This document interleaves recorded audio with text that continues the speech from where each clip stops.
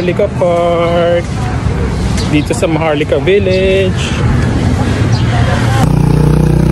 So ito, Maharlika Park siya, pero tinanggal. Pero mababasa ko pa rin siya ng Maharlika Park.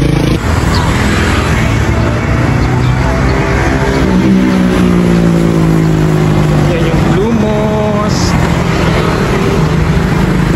Naalala ko tuloy yung mga bata kami. Dito kami naglalaro.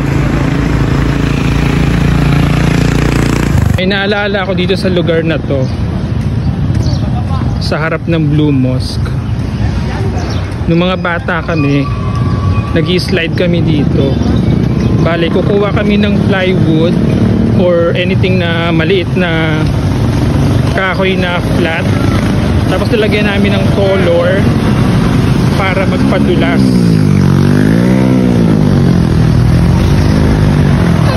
Dito yun sa harap ng mosque.